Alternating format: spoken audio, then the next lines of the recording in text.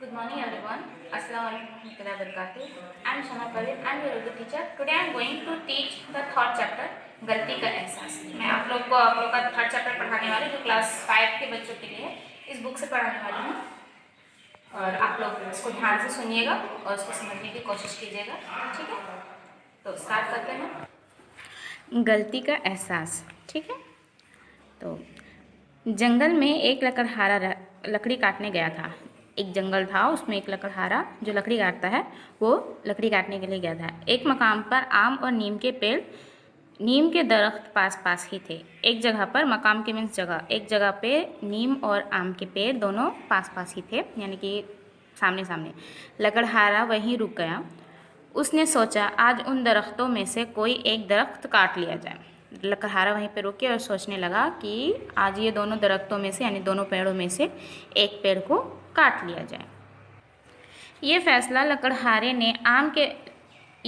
करके लकड़हारे ने आम के दरख्त को काटने का इरादा किया। लकड़हारा सोचने के बाद वो ये फैसला किया कि आज मैं आम के दरख्त को काट लूँगा। जैसे ही लकड़हारे ने पेड़ की जड़ में कुल्हाड़ी चलानी चाही, उस वक्त एक आवाज़ आई, ए इंसान रुक। जैसे ही लकड़हारे ने पेड़ के जड़ के पास कुल्हाड़ी चलाना चाहा तो उसके पास एक आवाज़ आई कि ए इंसान रुक। आम का दरख्त, ये आवाज़ किसकी थी? आम की दरख्त की। आम की दरख्त में, मैं तेरे बहुत काम का हूँ, तुम मुझे मत काट तुम मुझे क्यों काट रहे हो? आम के दरख्त ने कहा कि मैं तुम्हारे बहुत काम का हूँ इंसान, तुम मुझे मत काटो, क्यों काट रहे हो मुझे? इंसान, अच्छा तो मैं इस पेड़ को काट लूँगा, मुझे तो लकड़ियाँ चाहिए। और जैसे ही वह नीम के दरख्त के करीब गया फिर एक आवाज़ आई। तो इंसान ने कहा कि जब आम के पेड़ कम इंसानों के काम में बहुत आता है तो मैं एक काम करता हूँ, मैं नीम के पेड़ को काट लेता हूँ, मुझे तो सिर्फ लकड़ियों से मतलब है, मुझे क्या फ़र्क पड़ता है नीम का हो या फिर आम का हो। जैसे वो नीम के दरख्त के करीब गया तो उसके पास से भी एक आवाज़ आई, रुक जाओ ए इंसान।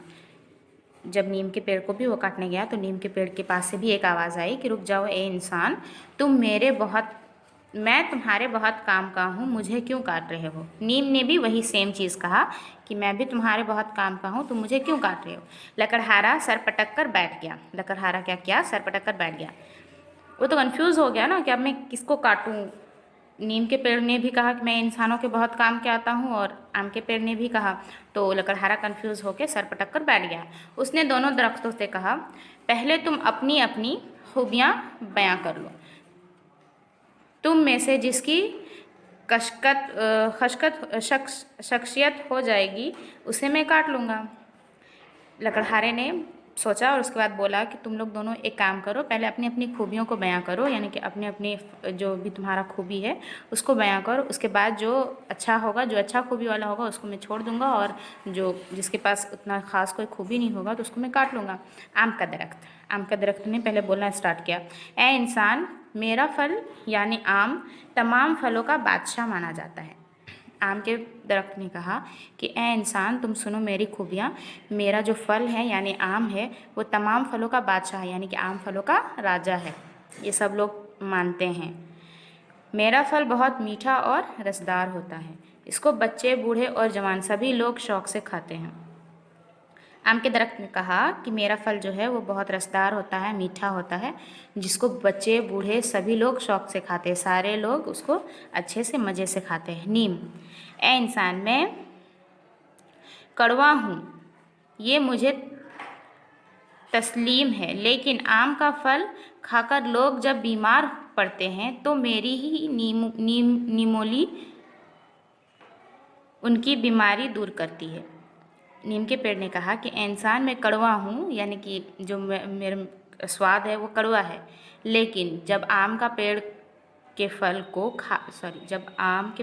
को यानी कि आम को लोग खाकर बीमार पड़ते हैं तो मेरे ही नीम के जो दाने होते हैं उसी से इंसान की बीमारी दूर होती है। मेरी नीमोली का तेल निकाला जाता है, यानी कि उसके जो नीम है उसका तेल निकाला जाता है जो साबुन बनाने के काम आता है, जो साबुन बनता है। इंसान के जिस्म पर जो दाने निकल आते हैं उसे मैं साबुन बहुत मुफीद होता है।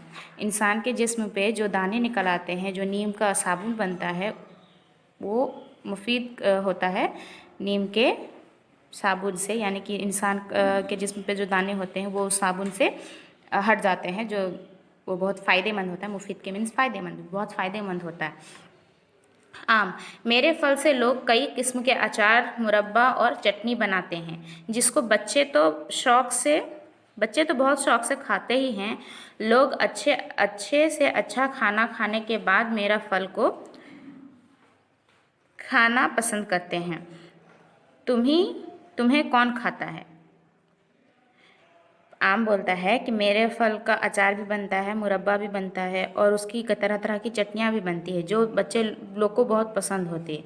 और उसके बाद अच्छे से अच्छे लोग खाना खाने के बाद मेरे फल को खाना चाहते हैं। तो वो क्वेश्चन कर रहा है नीम से कि तुम्हें कौन खाना चाहता है? तुम तो वैसे भी कड़वे हो।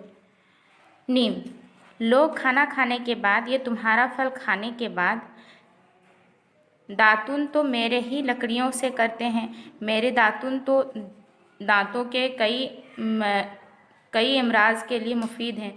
इमराज के मीन्स होता है मर्ज़, मर्ज़ का जमा इमराज होता है। तो नीम बोलता है कि तुम्हारे फल को लोग खाने के बाद खाते हैं, और खाना खाने के बाद जब दतमन करने के लिए, मुँह धोने के लिए इंसान को ज़रूरत होती है, तो इंसान मेरे ही लकड़ियों से मुँह धोता है, जो दांतों के लिए और मुंह के कई तरह की बीमारियों के लिए बहुत फ़ायदेमंद होता है। आम, दरख्त तो कोई भी हो, सभी हवा को साफ करते हैं। मेरे लकड़ियाँ जलाने और कई किस्म के सामान बनाने के काम आते हैं। आम बोलता है कि दरख्त तो बहुत सारे होते हैं जो हवा को साफ़ करते हैं, कई तरह के दरख्त होते हैं जो हवा को साफ़ करते हैं, लेकिन मेरी लकड़ियाँ का सामान बनाने और जलाने में बहुत ज़्यादा काम आते हैं। नीम बोलता है, तुम सिर्फ लकड़ी की बात करते हो। अरे, मेरे लकड़ियाँ का सामान तो बनता ही है, मगर मेरी पतली टहनियाँ दातुन के काम आती है, मेरी छाल दवा के बनाने के काम आती है, और मेरे पत्तों को लोग अपने गर्म कपड़ों को कीड़ों से बचाने के लिए बक्से में रखते हैं। नीम बोलता है कि तुम्हारे से ज़्यादा फ़ायदेमंद तो मेरी लकड़ियाँ हैं। जैसे कि मेरे बड़े बड़े जो मोटे मोटे लकड़ियाँ होते हैं, उसी में सामान भी बनता है बहुत सारा। उसके बाद फिर जो पतली पतली टहनियाँ होती है, उसको लोग दतमन के लिए भी काम में लाते हैं। उसके बाद जो मेरा छाला है, उससे दवाई भी बनता है। पत्ते को लोग अपने गर्म कपड़ों में रखते हैं ताकि उससे कीड़े से बचाया जा सके। मेरे पत्तियों को जलाने से मच्छर मर जाते हैं, जिससे मलेरिया या जैसे मरीज़ नहीं फैलते। नीम बोलता है कि मेरे पत्तियों को मच्छर भगाने के लिए भी काम में लाया जाता है। आम बोलता है, यानी कि दोनों का बात चल रहा है आपस में कि कौन ज़्यादा फ़ायदेमंद, कौन ज़्यादा खूबियाँ वाला है और कौन नहीं है, ताकि जो कम खूबियाँ वाला रहेगा तो उसको वो काट लेगा लकड़हारा। आम, हाँ भाई नीम, तुम हकीकत में बहुत काम के हो। तुम्हारी पत्तियाँ, छाल, फल फूल और लकड़ी सभी बहुत काम की हैं। नीम, नहीं भाई, तुम्हारा बराबर मेरे औकात कहाँ, तुम भी कुछ कम नहीं हो। अब दोनों एक दूसरे की तारीफ़ करना शुरू कर देते हैं। आम बोलता है नीम से कि हाँ भाई, तुम बहुत ज़्यादा काम के हो। तुम्हारी पत्ती, फल, तुम्हारा कोई भी जो भी तुम्हारे पेड़ का अंग है, वो एक भी वेस्ट नहीं जाता, सारे बहुत काम के ही आते हैं। सारे चीज़ों को इंसान अपनी ज़रूरत में इस्तेमाल करते हैं और तुम्हारा मुकाबला मैं नहीं कर सकता। उसके बाद नीम बोलता है कि नहीं, आम का बराबरी मैं नहीं कर सकता, मेरी क्या औकात है आम की बराबरी करने का, तुम भी कुछ कम नहीं हो। तुम्हारे जैसी खूबियों वाला दरख्त शायद ही कोई दूसरा हुआ होगा। नीम बोलता है आम से कि तुम्हारे जैसे खूबियों वाला दरख्त शायद ही कोई दूसरा हुआ होगा। आम, हाँ भाई, मैं तो अपने आप को ही सबसे आला समझता था, मगर तुम कड़वे होते हुए भी बहुत सारी खूबियों के मालिक हो। आम बोलता है कि मैं समझता था अभी तक कि मैं सबसे ज़्यादा आला दर्जा वाला पेड़ हूँ, लेकिन मुझे तुम्हारी खूबियाँ जान के, तुम कड़वे ही हो लेकिन तुम्हारी खूबियाँ जान के अब मुझे लगता है कि तुम्हें कोई नहीं हरा सकता। ए इंसान, मैं नीम के दरख्त से हार गया हूँ, इसलिए तू मुझे काट ले। आम बोलता है कि ए इंसान, मैं नीम के दरख्त से हार गया हूँ, इसलिए तुम मुझे काट लो। तो नीम बोलता है, नहीं दोस्त, तुम्हारे अंदर बहुत सारी खूबियाँ हैं, मेरे अंदर इतनी खूबियाँ कहाँ हैं, और फिर मेरा क्या है। मेरे कटने के बाद भी लोग मुझसे फ़ायदा उठाते रहेंगे। ए इंसान, मैं आम से हार गया हूँ, तू मुझे काट ले। नीम बोलता है कि नहीं दोस्त, मैं तुम्हारे खूबियों वाले पेड़ को मैं नहीं कटने दूंगा। तुम ऐसे भी बहुत ज़्यादा खूबियाँ रखते हो, तुम्हारे फल को लोग खाते हैं, तुम्हारे पत्तों से लोग हवा लेते हैं। मेरा क्या है, मेरे तो काटने के बाद भी इंसान मेरे से फ़ायदा ही लेते हैं।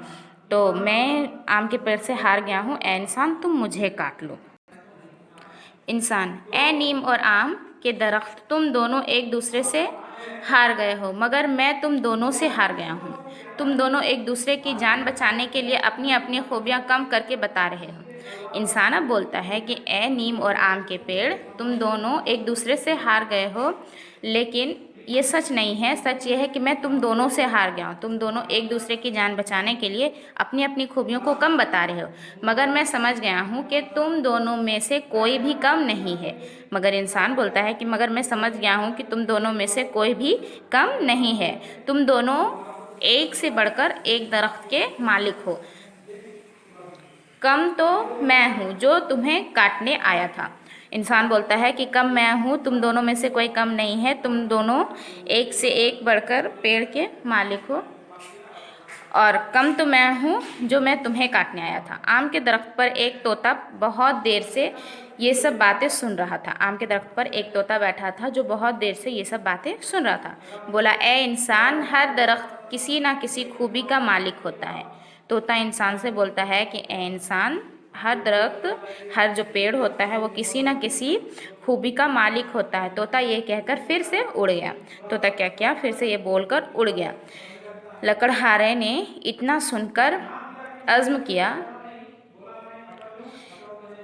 कि वह फिर कभी पेड़ ना काटने आएगा। उसने अपनी कुल्हाड़ी कंधे पर रखी और वापस अपने घर आ गया। लकड़हारे ने क्या किया, लकड़हारे ने अज़्म किया यानी कि उसने ये तय किया कि अब मैं कभी भी पेड़ काटने नहीं आऊँगा। और उसने क्या किया, अपनी कुल्हाड़ी को अपने कंधे पर डालकर वो फिर अपने घर को वापस हो गया। बच्चों, वह शख्स काबिल एहतराम है जिसको अपनी गलती का एहसास हो जाए। यानी कि इसके कहने का मतलब ये है कि जो इंसान अपनी गलती को समझ जाता है, अपनी गलती का एहसास कर लेता है, वो ही बहुत बड़ा एक काबिल इंसान होता है, इज़्ज़त के काबिल होता है। काबिल एहतराम के मीन्स होता है इज़्ज़त के काबिल। जो इज़्ज़त के काबिल होता है, जैसे कि हम लोग कोई अगर गलती करते हैं तो हमें उसको एक्सेप्ट करना यानी कि उसको कबूल करना ज़रूरी होता है। अगर हमारी कोई गलती है तो हम लोग को आगे बढ़कर उसको सॉरी बोलना चाहिए या फिर उससे माफ़ी मांगना चाहिए और उसको कबूल करना चाहिए कि हाँ, मेरे से ये गलती हुई है। इससे आपको इज़्ज़त मिलेगी और आपको अपनी गलती का एहसास भी हो जाएगा। तो हम लोग को इस कहानी से ये सबक मिलता है कि हम लोग कभी भी किसी पेड़ पौधे को नहीं काटेंगे, और जहाँ तक हो सके वहाँ हम लोग नए पेड़ पौधे को लगाएंगे, ताकि हमारा वायुमंडल जो है, जो हमारा वातावरण है, वो अच्छा रहे, स्वच्छ रहे। और हम लोग को जब हमारे से कोई गलती हो जाए तो हमें अपनी गलती को एहसास करना चाहिए, अपनी गलती को मान लेना चाहिए, ताकि दूसरों को उससे प्रॉब्लम ना हो, दूसरों को उससे तकलीफ़ ना हो। Okay, the chapter is closed. तो मैं नेक्स्ट वीडियो में आप लोग को दूसरे चैप्टर के बारे में बताऊंगी। So thank you, have a nice day.